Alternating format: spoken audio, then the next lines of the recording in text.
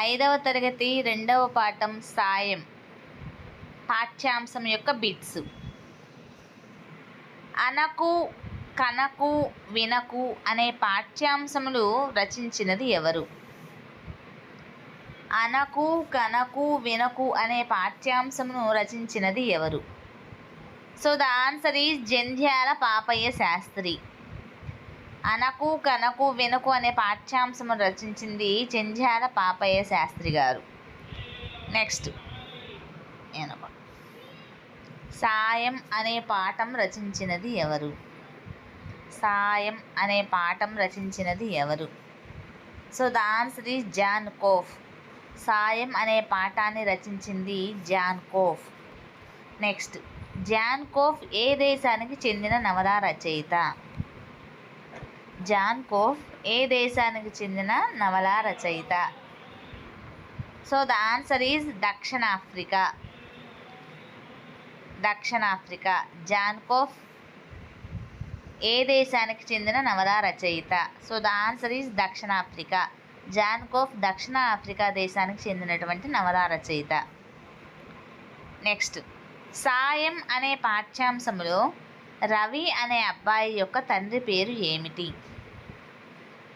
సాయం అనే పాఠ్యాంశంలో రవి అనే అబ్బాయి యొక్క తండ్రి పేరు ఏమిటి? So the answer is Raghava. సాయం అనే పాఠ్యాంశంలో రవి అనే అబ్బాయి యొక్క తండ్రి పేరు రాఘవ. నెక్స్ట్, సాయం అనే పాఠ్యాంశం యొక్క ప్రక్రియ ఏమిటి?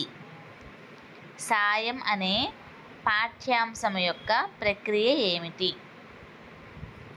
సో ద ఆన్సర్ ఈజ్ కథన ప్రక్రియ. సాయం అనే పాఠ్యాంశము కథన ప్రక్రియకు చెందినటువంటిది. నెక్స్ట్, పిల్లల కోసం తెలుగు బాల శతకమును రచించినది ఎవరు? పిల్లల కోసం తెలుగు బాల శతకాన్ని రచించినది ఎవరు? So the answer is Jandhyala Papayya Sastri. Jandhyala Papayya Sastry.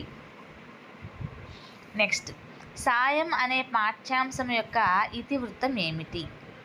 సాయం అనే పాఠ్యాంశం యొక్క ఇతివృత్తం ఏమిటి? సో ద ఆన్సర్ ఈజ్ పరోపకారం. సాయం అనే పాఠ్యాంశం యొక్క ఇతివృత్తము పరోపకారానికి చెందినటువంటిది. నెక్స్ట్, సాయం అనే పాఠంలో నీ కోసం ఎవరు వచ్చారో చూడు అని రవి ఎవరితో అన్నారు? సాయం అనే పాఠంలో నీ కోసం ఎవరో వచ్చారు చూడు అని రవితో ఎవరన్నారు? So the answer is Ravi వాళ్ళ అమ్మ. రవి వాళ్ళ అమ్మ రవితో అన్నదన్నమాట. రవి నీ కోసం ఎవరో వచ్చారు చూడు అనని. So the answer is Ravi వాళ్ళ అమ్మ. నెక్స్ట్, అనకు కనకు వినకు అనే పాఠంలో అవును 3 కోతులు చాలా అందంగా ఉన్నాయి అని అన్నది ఎవరు? అనకు కనకు వినకు అనే పాఠంలో అవును 3 కోతులు చాలా అందంగా ఉన్నాయి అని అన్నది ఎవరు? So the answer is Mahadev Desai. Mahadev Desai. Next, కరుణశ్రీగా సుప్రసిద్ధులు ఎవరు? కరుణశ్రీగా సుప్రసిద్ధులు ఎవరు? జంధ్యాల పాపయ్య శాస్త్రి గారు కరుణశ్రీగా సుప్రసిద్ధులు. నెక్స్ట్, అసలు ఈ బొమ్మను చూసావా ఎంత గొప్పగా ఉందో అని ఎవరితో అన్నారు? అసలు ఈ బొమ్మను చూసావా ఎంత గొప్పగా ఉందో అని ఎవరితో అన్నారు? So the answer is Mahadev Desai. Mahadev దేశాయ్తో గాంధీ గారు అన్నారు. నెక్స్ట్, సాయం అనే పాఠంలో ఏరా రవి ఆడుకుందాం రా అని ఆడుకోవడానికి పిలిచింది ఎవరు? సాయం అనే పాఠంలో ఏరా రవి ఆడుకుందాం రా అని ఆడుకోవడానికి పిలిచింది ఎవరు? So the answer is Ravi వాళ్ళ అక్క రవిని పిలిచింది ఆడుకుందాం రా అని. రవి వాళ్ళ అక్క రవిని పిలిచింది. నెక్స్ట్, సాయం అనే పాఠంలో రవి అనే అబ్బాయి ఏ పక్షిని కాపాడాడు? సాయం అనే పాఠంలో రవి అనే అబ్బాయి ఏ పక్షిని కాపాడాడు? సో ద ఆన్సర్ ఈజ్ పిచ్చుక. సాయం అనే పాఠంలో రవి అనే అబ్బాయి పిచ్చుకని కాపాడాడు. నెక్స్ట్, గువ్వ కొరకు మేను కోసి యారాజు అనే పద్యము ఎవరు రచించారు? గువ్వ కొరకు మేను కోసే యాసిబిరాజు అనే ఈ పద్యాన్ని ఎవరు రచించారు? So the answer is Yogi Vemana. Vemana శతకంలో ఉందన్నమాట ఆ పద్యము. నెక్స్ట్, ఆత్రం పదానికి అర్థం ఏమిటి? ఆత్రం పదానికి అర్థం ఏమిటి? సో ద ఆన్సర్ ఈజ్ తొందర. ఆత్రము అంటే అర్థము తొందర అని అర్థం. నెక్స్ట్, సార్ మీరు కొద్దిసేపు కరెంట్ ఆపేస్తే ఆ పిచ్చుకు బతుకుతుందండి అని ఎవరితో అన్నారు? సార్ మీరు కొద్దిసేపు కరెంట్ ఆపేస్తే ఆ పిచ్చుకు బతుకుతుందండి అని ఎవరితో అన్నారు? సో ద ఆన్సర్ ఈజ్ విద్యుత్ ఆఫీసర్తో. విద్యుత్ ఆఫీసర్తో అన్నాడనమాట. రవి అన్నాడు విద్యుత్ ఆఫీసర్తో, సార్ కొంచెం కరెంట్ ఆపండి, మీరు కరెంట్ ఆపేస్తే పిచ్చుకు కాలికి కరెంటు తీగలు చుట్టుకో ఉన్నాయి, సో ఎవరైనా వచ్చి దాన్ని రక్షిస్తే కనుక ఆ పిచ్చుక బతుకుతుంది అని చెప్పని ఆ కరెంట్ ఆఫీసర్తో రవి అన్నాడన్నమాట. నెక్స్ట్, అది తన 2 చేతులతో గట్టిగా 2 చెవులు మూసుకుంది అని ఎవరితో అన్నారు? So the answer is Desai గాంధీజీతో అన్నాడు. దేశాయ్ గాంధీజీతో అన్నాడు.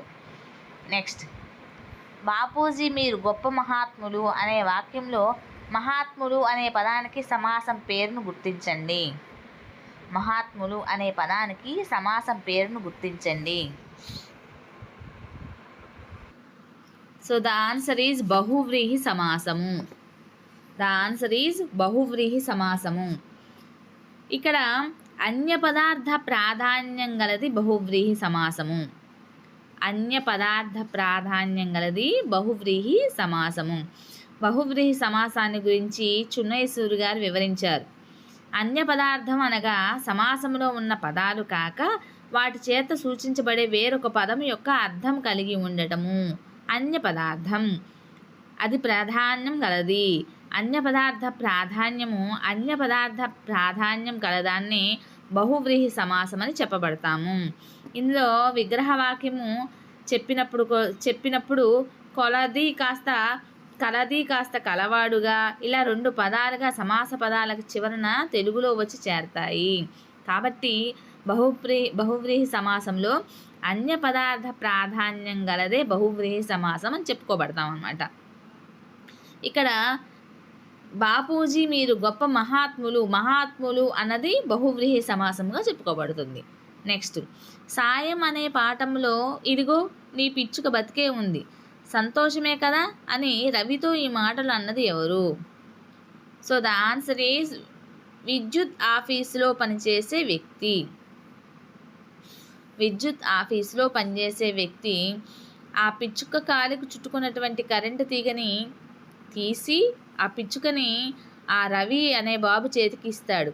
ఇచ్చినప్పుడు ఆ ఆఫీసర్ అంటాడనమాట, ఆ విద్యుత్ ఆఫీసులో పనిచేసేటువంటి వ్యక్తి, ఇదిగో బాబు నువ్వు ఈ పిచ్చుక కోసమే కదా ఇంత తపతపలాడిపోయావు, కాబట్టి ఇదిగో నీ పిచ్చుక బతికే ఉంది, సంతోషమే కదా నీకు అని చెప్పి రవిని ఆ విద్యుత్ ఆఫీసులో పనిచేసేటువంటి వ్యక్తి అంటారనమాట. నెక్స్ట్, నువ్వు కాస్త ఆలోచించమ్మా, పాపం ఇది ఈ తీగలో రాత్రంతా ఇరుక్కుపోయి ఉంటే ఏమవుతుంది అని అన్నది ఎవరు? So the answer is Raghava కొడుకు Ravi.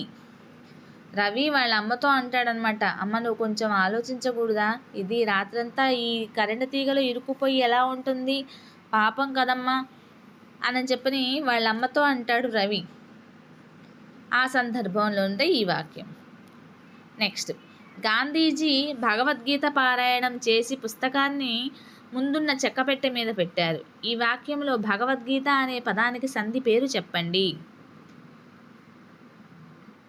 So the answer is జస్త్వ సంధి. జస్త్వ సంధి. భగవద్గీత అనేది జస్త్వ సంధి. ఉదాహరణకి వర్గ ప్రథమాక్షరములకు అచ్చులు, వర్గ తృతీయ చతుర్థ పంచమాక్షరములు,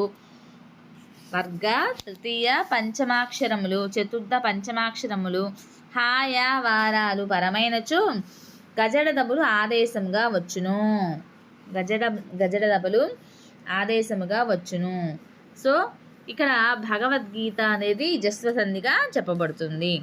నెక్స్ట్, మీరు మట్టిలో నుంచి మాణిక్యాలు వెలుగు తీయగలరు అని ఎవరితో అన్నారు? మీరు మట్టిలో నుంచి మాణిక్యాలు వెలికి తీయగలరు అని ఎవరితో అన్నారు? So the answer is Desai Gandhi గారితో అన్నారు. దేశాయ్ గాంధీ గారితో అన్నారు.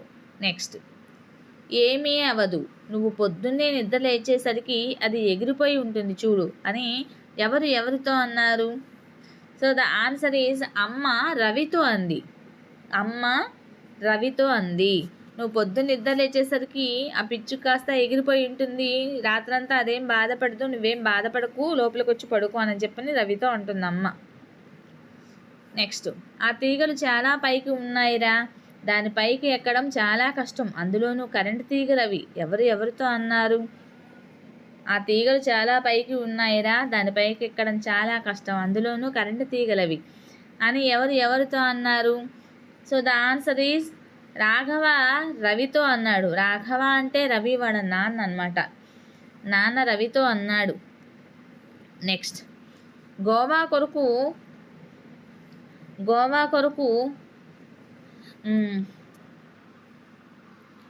గువ్వ కొరకు మేను కోసే ఆసిబిరాజు. ఈ పద్యంలో మేను కోసి అంటే అర్థమేమిటి? మేను కోసి అంటే అర్థమేమిటి? సో ద ఆన్సర్ ఈజ్ మేను కోసి అంటే శరీర భాగం కోసి. సో ద ఆన్సర్ ఈజ్ శరీర భాగం కోసి. నెక్స్ట్, నువ్వు ఎవరి అబ్బాయివి, నీ ఇల్లు ఎక్కడో చెప్పు అని ఎవరితో అన్నారు? నువ్వు ఎవరి అబ్బాయివి, నీ ఇల్లు ఎక్కడో చెప్పు అని ఎవరితో అన్నారు? సో ద ఆన్సర్ ఈజ్ విద్యుత్ ఆఫీసర్ రవితో అన్నాడు. విద్యుత్ ఆఫీసర్ రవితో అన్నాడు. నెక్స్ట్, గువ్వ కొరకు మేను కోసి ఆసిబిరాజు పద్యంలోని ఛందస్సు ఏది? సో ద ఆన్సర్ ఈజ్ ఆట వెలది. ఆ పద్యం యొక్క ఛందస్సు ఆట వెలది. గువ్వ కొరకు మేను కోసి ఆసిబిరాజు అనే పద్యం యొక్క ఛందస్సు ఆట వెలది. వేమన పద్యాలు చాలా వరకు ఆట వెలదుల్లోనే ఉన్నాయన్నమాట. నెక్స్ట్, మహాత్ములు విడదీయండి. మహా ప్లస్ ఆత్ములు, మహాత్ములు. సో టీచర్స్, మీకు కనుక ఈ వీడియో నచ్చినట్లయితే ప్లీజ్ లైక్ చేయండి, షేర్ చేయండి, సబ్స్క్రైబ్ చేయండి, అలానే సపోర్ట్ చేయండి.